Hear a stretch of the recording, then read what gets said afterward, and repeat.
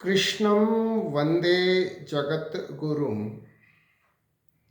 I pray to the Guru of the universe. Krishnam academy की ओर से Gita study की series में आज दूसरे अध्याय से श्लोक नंबर 46 है। श्लोक है, यावन अर्थ उद्पाने सर्वतः संलुप्त उदके तावन सर्वेषु वेदेषु ब्राह्मणस्य विजानत। All the purposes that are served by the small pond can be at once served by the great reservoirs of water. Similarly, all the purposes of Vedas can be served to one who knows the purpose behind them. जिस प्रकार एक छोटे से जलाशय द्वारा जो कार्य हो सकता है, वही कार्य एक विशाल जलाशय द्वारा भी हो सकता है। ठीक उसी प्रकार ब्राह्मण अर्थात जिसने ब्रह्म को जान लिया है, जो ब्रह्म ज्ञानी है, हु नोज द सेल्फ, जिसने खुद को जान लिया है, वह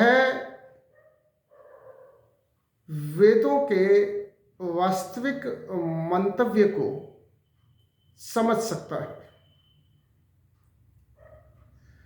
इस श्लोक में अर्जुन को और अर्जुन के माध्यम से भगवान श्री कृष्ण हम सबको यह समझा रहे हैं कि वेद ज्ञान का विशाल जलाशय है, ज्ञान का महासागर है। वेदों में 1,00,000 श्लोक हैं और वेद ज्ञान के महासागर हैं।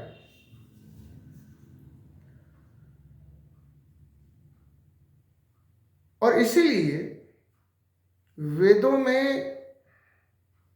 शरीर के सुख की बातें भी है और आत्मा के आनंद की बातें भी है। हम इस बात को समझें कि जिस प्रकृति का हम पार्ट हैं, वहां पर जो संसारी है वो सन्यासी को गलत समझता है, और जो सन्यासी है वो सांसारिकता को व्यर्थ बताता है। जो लोग इंद्रिय सुख में लिप्त हैं,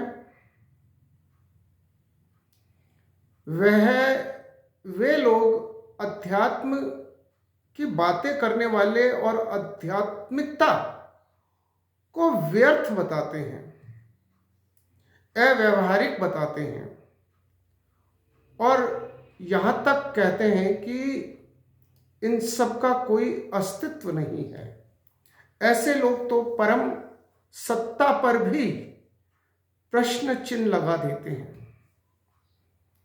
ठीक उसी प्रकार जो सन्यास की ओर अग्रसर है, वे लोग सांसारिक जीवन और उस सांसारिकता में जीने वालों को व्यर्थ समझते हैं।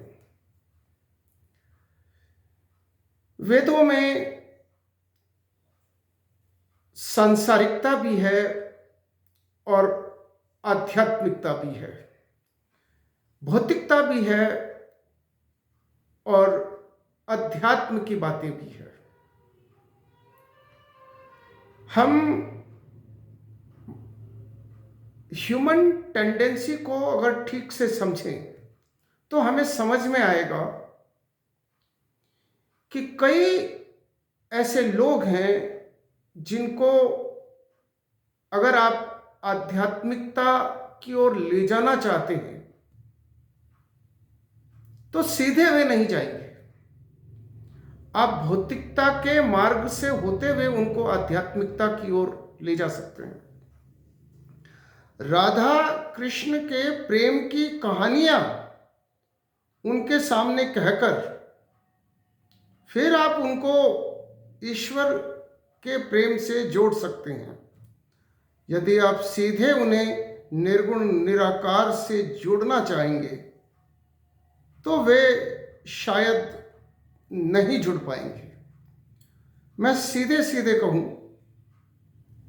कि जो वेद है वे शुगर कोटेड मेडिसिन है, क्योंकि इस संसार में कई तरह के लोग हैं, भांति भांति के लोग हैं। आप अगर उन्हें जीवन का वास्तविक उद्देश्य आत्मज्ञान और आत्मज्ञान के द्वारा परमात्मा के साथ मर्ज ये समझाएंगे तो उन्हें समझ में नहीं आएगा और वे ऐसी कड़वी दवाई लेंगे भी नहीं। इसलिए ऐसे लोगों को शुगर कोटेड मेडिसिन देनी होती है। और वेद, जैसा मैंने कहा, शुगर कोटेड मेडिसिन है। वेदों का वास्तविक पर्पज, वास्तविक प्रयोजन आत्मकल्याण ही है, व्यक्ति को ब्राह्मण बनाना ही है, व्यक्ति को ब्रह्म के साथ एकाकार करना ही है, सेल्फ को सुप्रीम के साथ मर्ज करना ही है। लेकिन हम चीजों को जरा और ठीक से समझें तो हमें सब स्पष्ट समझ में आ जाएगा। एक मां जब अपने बच्चे को पढ़ने के लिए कहती है तो मां को उस बच्चे को कुछ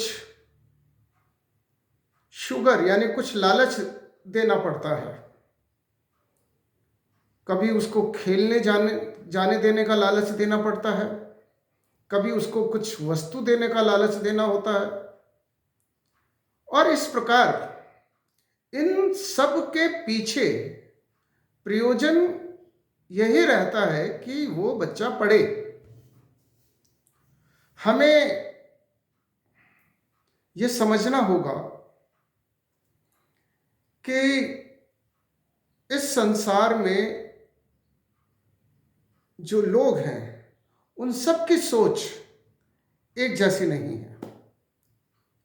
मुझे यह समझना होगा कि सभी लोग मेरी सोच के नहीं हैं और यही विविधता विधाता ने बनाई है और इसी विविधता में आप कैसे जीवन जिए ये चुनौती विधाता ने हमें दी है। इसलिए हमको यदि किसी को अपने रास्ते पर लाना है तो हमें कुछ कदम उसके साथ उसके रास्ते पर चलना होगा और उसके रास्ते पर चलकर हम उस व्यक्ति को जिसे हम अपने रास्ते पर लाना चाहते हैं, जिसे हम अपने विचारों में ढालना चाहते हैं, ढाल सकते हैं। संसार में जितने भी विवाद हैं, युद्ध हैं, उसका कारण यही अधीरता है कि हम सीधा चाहते हैं कि मैं ये मानता हूं तो सामने वाला इस बात को मान क्यों नहीं रहा है, और हम अधीर होकर हिंसक हो जाते हैं।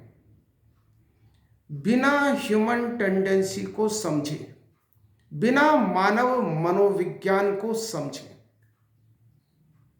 जैसा मैंने पहले भी कहा है, गीता विश्व का सर्वश्रेष्ठ मनोवैज्ञानिक ग्रंथ है।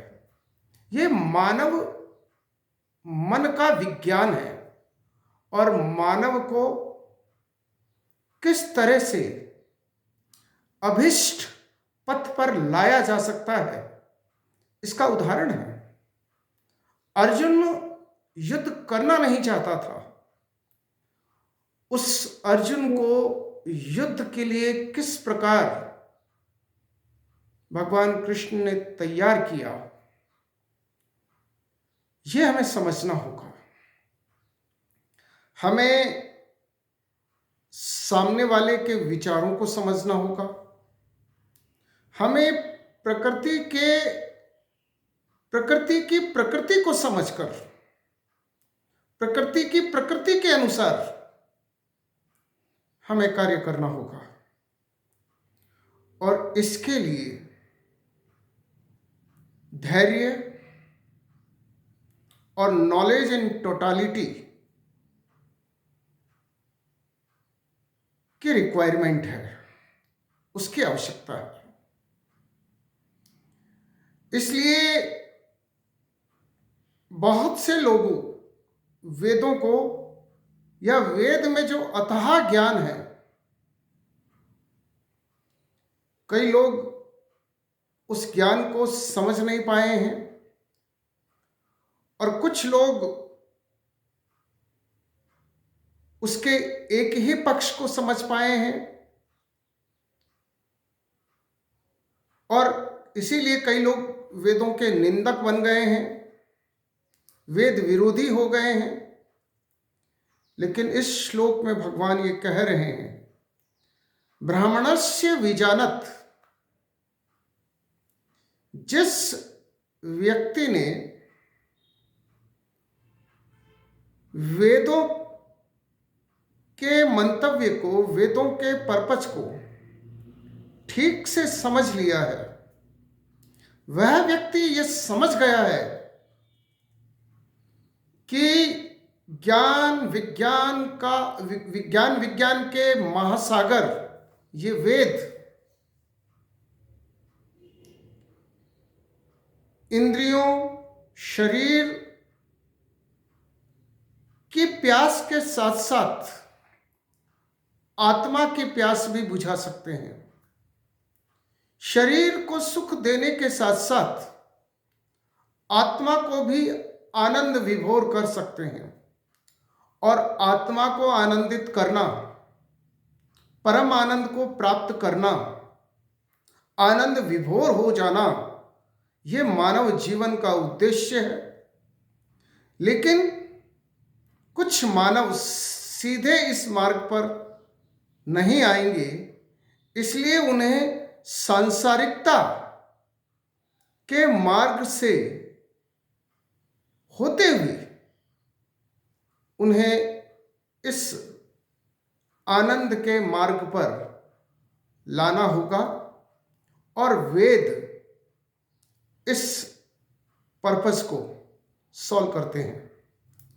इस श्लोक का एक वाक्य में सार है कि वेद जो है, the Vedas are sugar coated medicine. जय श्री कृष्ण।